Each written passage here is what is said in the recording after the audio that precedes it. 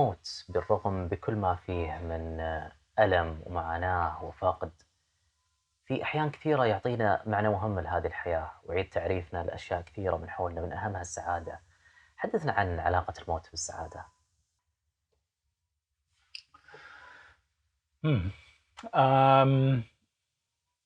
So if you were asking, you were asking about specifically the relationship between happiness and death. I think in some sense, the infinitely long life, the life without death, is difficult to see being a happy life. So on the one hand, you could say, well, we'll have infinite pleasures. We'll have these extraordinary pleasures that we're not capable of in our current finite existence.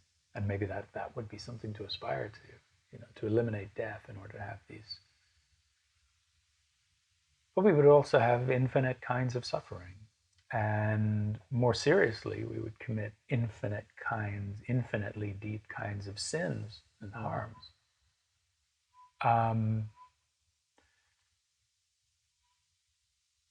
Not necessarily, but it's more likely that we would than if we live this short 8 or 9 decades, if we're lucky, human life.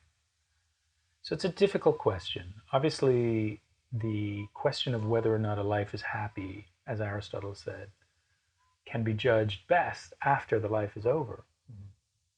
So from an Aristotelian perspective, if we didn't die, there would be no question of whether the life was a happy life or not. I would say it's also the case that many of the things that we engage in, many of our most important and valuable and meaningful practices, depend on how things go on after us. So there's a very beautiful series of, I guess it's a book and an article by a philosopher here in New York, Scheffler, on the afterlife and how what happens after we die shapes the value of what happens during our lives. So if we knew, for example, that after our death, an hour later, the world would be destroyed, that would have a negative effect on the meaningfulness of our current enterprises. So think of it more concretely. If we knew, for example, that the world was going to end in 2 months, then many of the things that we engage in today, we probably would stop engaging in them, right? Yeah. Because we wouldn't see the point, right? What's the point of doing science if the world ends in 2 months? What's the point of being a cop if the world ends in 2 months? What's the point of, making movies if the world is going to end in 2 months?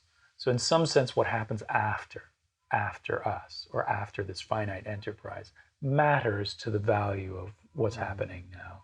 So in some sense, the happiness or the at least evaluative happiness, right? In the evaluative sense of happiness, at least that's shaped in part by what happens after we're dead.